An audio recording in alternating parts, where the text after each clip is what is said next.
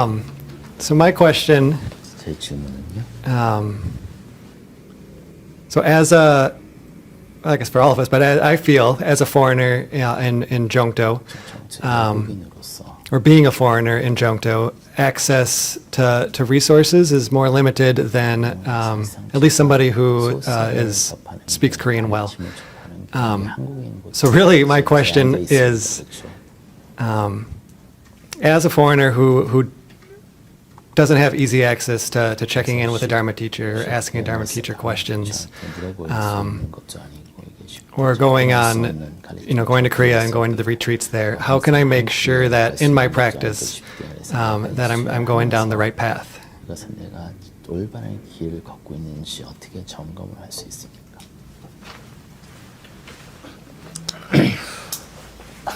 물론 다른 사람이 옆에서 지켜보면서 점검해주면 도움이 됩니다. Of course, it always helps to have somebody there, to act as a guide. 그러나 부처님을 한번 생각해 봅시다. But if you think back to the original Buddha, 누가 점검을 해줬겠습니까? who guided him? 스스로 점검했습니다. He guided himself. 그래서 여러분들도 스스로 점검할 수밖에 없습니다. So you have no choice but to be your own kind of validator, guide.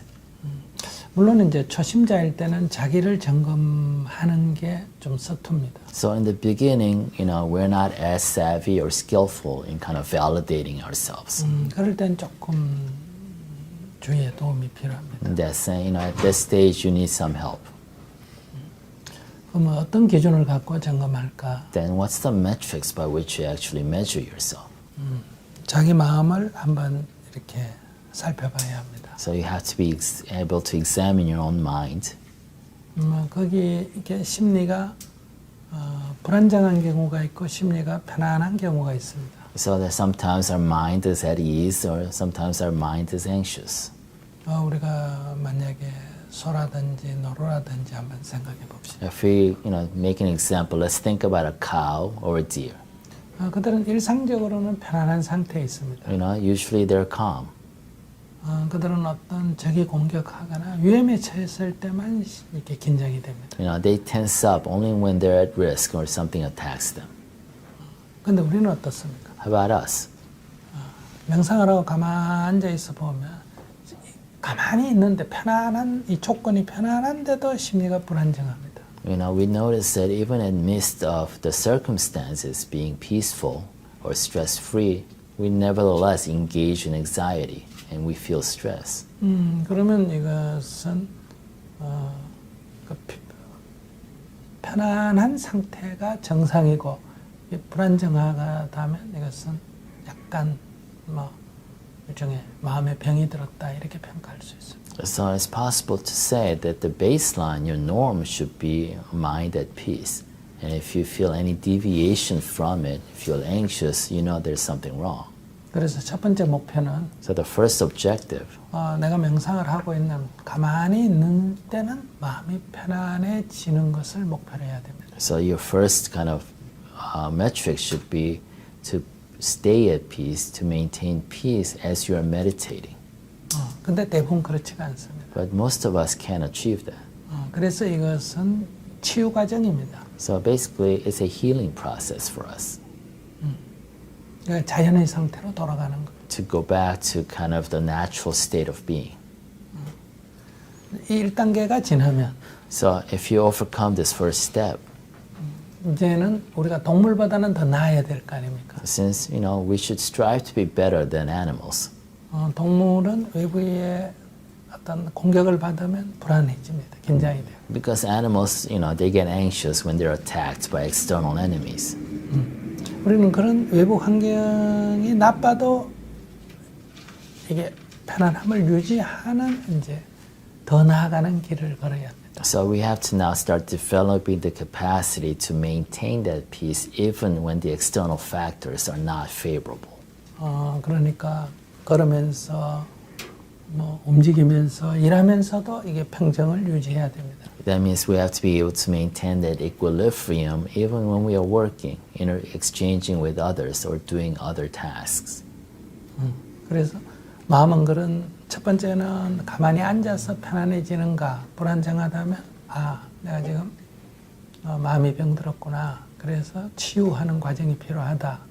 그다음 두 번째는 움직이면서 활동하면서 뭐 남의 욕을 들으면서 이러면 속에도 이게 이제 불안정해지면 이거는 나쁜 건 아니고 자연 상태입니다. So 그 두 번째가 자연 상태. 그게 그런 자연 상태. 그러니까 거기서 또 자유로워지는. 그러니까 비난을 받는 속에서도 평안을 유지한다면 이게 이제 우리가 자연의 상태를 넘어서서 이제 붓다의 길로 가는 길이다. So the first step is to maintain at least go back to your normal baseline as a being, is to maintain peace at rest while you're meditating. And if you have anxieties at that state, you know that you need more healing. Once you go through that process, the second objective step is that you try to maintain the equilibrium or equanimity even while you're engaging with others, you're doing everyday tasks. Even when others insult you, attack you, you try to maintain that peace. And that's the way of the Buddha. 다시 말하면 세 단계가 있습니다. So 자연 상태가 there are 이 three steps. 기준점이고요. And let's say the baseline is the kind of the natural state is the baseline. 이것보다 더 못하면 If you're worse off than the baseline, 이것은 병든 상태라고 봐야 돼. then that's a state of sickness. 그러면 자연 상태로 돌아오면 치유가 된 거예요. So if you go back to your baseline, that's you are healing. 이제 외부 환경이 나쁜데도 이제 평정심을 유지한다면 이건 자연 상태도 넘어서는 거예요. But if you're able to maintain your equanimity, even when the factors are not favorable, then you have gone beyond your natural baseline. 이것이 이제 붓다의 길로 가는 겁니다. And that's the first step. That's the path forward towards Buddha. 어떤 상황에서도 마음의 평정을 유지하는 거예요. To be able to maintain the equanimity under any condition. 이것은 안 된다고 이게 나쁜 건 아니에요. So just because you fail at that doesn't mean it's bad. 이건 더 높은 단계로 가는 중에 있는 거니까. Because you are in the midst of going forward in your practice. 이게 이제 첫 번째 점검의 기준이고요. So I think that's kind of the first standard by which you can measure yourself. 두 번째는 자기의 행위 양식을 살펴봐야 합니다. The second, you have to examine your own behavior. 그러니까 행동하는 것, How you move, 말하는 것, how you speak, 마음에서 이렇게 해야지 하고 이렇게 각오하고 결심하는 것. and how you decide. 이 세 가지를 적으면 행동하는 것이 남에게 피해를 주느냐, 안 주느냐. So am I behaving in a way that harm others or not? 남에게 이익을 주느냐, 손해를 주느냐. Am I, causing loss or benefit to others? 남을 괴롭히느냐, 안 괴롭히느냐. Am I bothering others or not? 이 세 가지가 점검이 돼야 돼요. These three, you have to be able to answer the questions. 남에게 피해를 준다, 남을 해친다, 다른 것을 해친다 하면 이것은 병든 상태입니다. As if my behavior causes loss or harm to others, then you know that's a sick behavior. 다른 사람에게 손해를 끼친다 해도 마찬가지예요. And same thing if I'm causing kind of a loss, monetary loss in this case to others. 다른 사람을 괴롭힌다 하는 것도 마찬가지예요. And if I bother others, it's likewise the same. 이것은 자연의 존재보다 못한 상태입니다. Basically, we are behaving below the natural baseline. 그러면 이것은 치유를 해야 합니다. Then we have to heal this. We have to cure this. 여기서 이제 조금 더 우리가 나아갈 수 있다면 And if you move forward from this, 죽어가는 어떤 어려움에 죽어가는 생명을 살려주는 역할을 한다. then we can play a role of kind of reviving a dying life. 어려운 사람을 도와주는 역할을 한다. In that sense, helping others in distress, 괴로워하는 사람을 괴로움을 극복하도록 또는 즐거워하도록 도와준다. helping others who are suffering to kind of relieve them of that suffering. 이것은 내가 남에게 조금이라도 도움이 되는 행위입니다. Basically, a behavior that helps others. 이것은 자연보다 조금 더 좋은 상태예요. So this is actually a more advanced state than the natural baseline. 그러니까 이것은 붓다의 길이라고 볼 수 있습니다. And that is also another step forward towards Buddha. 두 번째 이제 말을 봐야 됩니다. The second, you have to examine how you voice things. 말로도 남을 해치느냐, And are my words harming others? 말로도 남을 손에 끼치느냐, Are my words causing loss to 말로도 others? 남을 괴롭히느냐. Are my words bringing suffering to others? 그러면 이것은 병든 겁니다. Then those are diseased words. 치유가 필요합니다. It needs healing. 근데 말로 남을 도와준다. But are my words helping others? 말로도 남을 즐겁게 해준다. Is it bringing joy to others? 그러면 이것도 붓다의 길을 가는 겁니다. Then that's also a step in the right direction towards Buddha. 근데 우리가 말과 행동은 통제가 가능합니다. It's possible for us to control our behavior and words. 그 이전에 마음은 어떤가? But however, how about our minds? 말은 안 하지만, So we might not voice certain 행동은 things. 안 하지만, We might not behave or act out. 저거 죽여버리고 싶다. But sometimes we say, I want to kill that guy. 저거 내가 뺏고 싶다. I want to steal that. 저거 괴롭히고 싶다. I want to bother that. 그러면 이것은 치유가 필요합니다. Then that also is an object of cure or healing. 그걸 넘어서서 Go beyond that.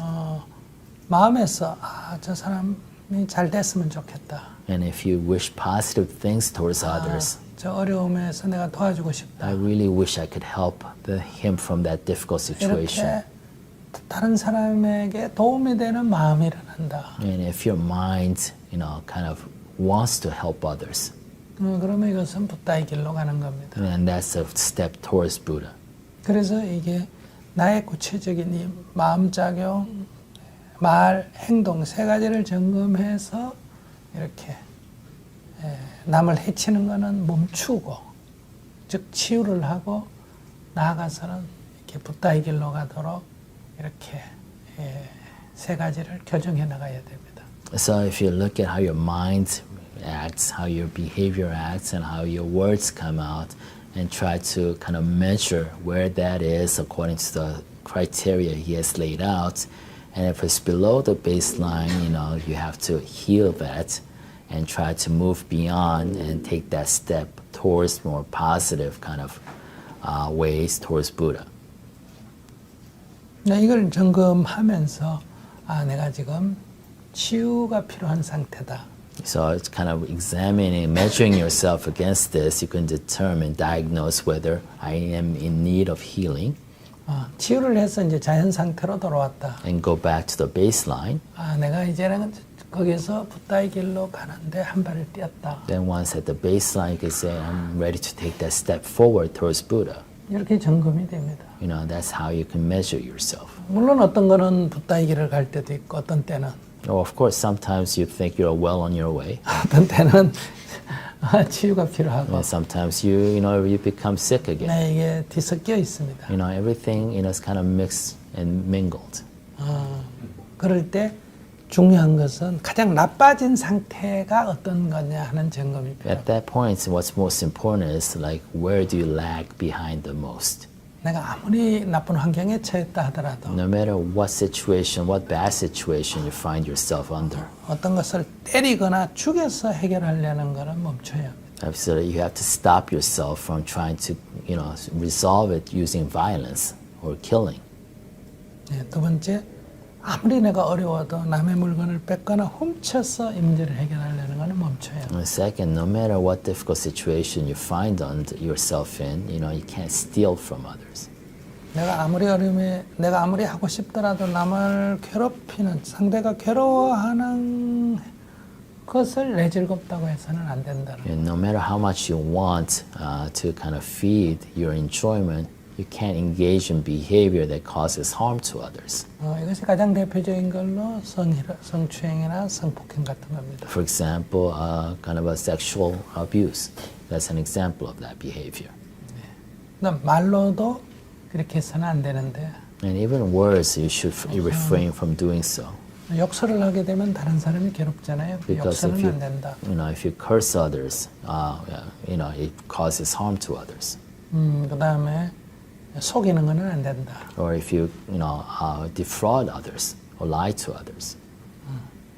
그다음에 이제 술이나 마약을 먹고 취해서 내 행위가 남에게 괴로움을 줘서는 안 된다. Then also you have to refrain from taking drugs or alcohol that changes your mental behavior so that you are led to cause harm to others. 뭐 술을 안 먹으면 좋지만은 So it'll be better if you don't drink, 여기 핵심은 취하지 않는 겁니다. but the key lesson in that precept is that for you not to be drunk. 예, 취하지 않는 상태라면 그냥 음식이나 음료수 수준입니다.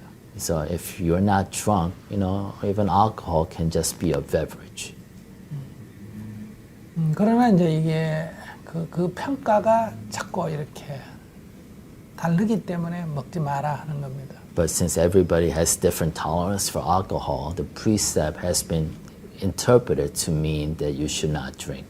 그러니까 여러분들이 먹더라도 음료수 이상 자기를 점검해 봤을 때 음료수 이상이 되면 안 됩니다. So even if you drink, you have to kind of ask yourself and examine whether this is going beyond a beverage and it's affecting kind of my mental state.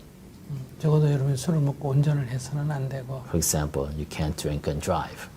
술을 먹고 흥분해서 욕을 해도 안 되고 And you can't drive, you can't drink and get into arguments. 자기 몸을 잘 못 가누는다든지 Or you can't control your own bodies. 뭐 했던 말을 또 해서 상대를 귀찮게 한다든지 Or kind of start repeating yourself to others. 이런 게 나타나면 이건 이 통제가 안 되면 끊어야 됩니다. And so these symptoms are the fact, kind of shows that you're not able to control yourself and you should stop. 뭐 이것은 일단 다른 사람에게 피해를 줘서는 안 된다는 거예요. So all that to mean that you should refrain from behavior that causes harm to others. 이것은 금기 사항이고요. So these are precepts basically banning you from doing certain things.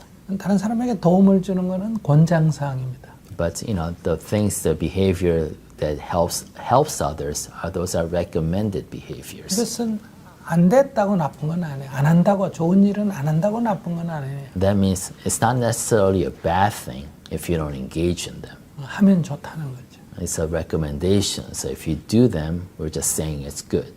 그래서 크게 두 가지. 자기의 마음의 평화가 어떻게 유지되는지. So first you have to examine how you are able to maintain equanimity yourself 자기의 행위가 바깥에 어떻게 작용하는지. and ask how your behavior is acting upon others. 이것이 점검의 기준입니다. And those are the kind of main metrics by which you can measure yourself. 절을 얼마나 하느냐. It's not how many bows 절을 you 얼마나 do 다니느냐. or how often you go to temple 명상을 몇 시간 or 하느냐. how many hours you meditate 도네이션 얼마나 and 하느냐. how much money you donate. 이런 것들은 부분적인 겁니다. Those are kind of very partial part of the whole equation. 가장 중요한 것은 자기의 마음의 평정심이 어떻게 유지되느냐, 얼마나 유지되느냐. And the most core question is how well and how long can I maintain equanimity? 자기의 행위가 다른 사람에게 어떻게 미치느냐. And how does my behavior and words impact others? 이것을 점검 기준으로 삼으면 될 것 같아요. I think those are the main criteria by which you should measure yourself. 그럼 마음이나 행위가 이렇게 부정적으로 나타날 때는 어떨 때일까? Then what are those occasions in which my mental state, my mind or behavior kind of turns towards negative? 이것은 나빠서 일어나는 게 아니에요. They don't happen because there's something bad. 소위 어리석어서 알지 못하기 때문에 그런 게 일어납니다. So basically those things don't occur necessarily from bad intention. They occur because of our ignorance, 우리가 어떤 foolishness. 사물을 인식을 할 때는 Because when we perceive something, 6가지 작용으로 인식이 됩니다. we perceive it through 6 means. 눈으로 보고, We see it, 귀로 듣고, we hear it, 코로 냄새 맡고, we smell it, 혀로 맛보고, we taste it, 이 몸으로 이렇게 감촉을 하고, and we touch it. 그다음 머리로 생각을 해서 Then we use our head, brain, intellect to cognize it. 어떤 것들을 우리가 인식을 합니다. And that's how we perceive it through those 6 means. 여기에 오류가 생길 때가 있습니다. And there errors happen in that perception process. 여기 오류가 생기면 If there's an error that's happening, 아까처럼 이렇게 남을 해치는 생각이나 말이나 행동이 나오게 됩니다. And that error leads to results in harmful behavior, words, and actions. 아니면 자기 심리가 불안정하게 일어납니다. Or those errors actually create anxiety within you. 근데 이 인식상의 오류가 시정이 되면 But if you are able to address that error in perception, 마음은 평정심으로 되돌아오고 your mind will go back to equanimity 이렇게 나쁜 행위가 멈추게 됩니다. and you will stop your harmful behavior.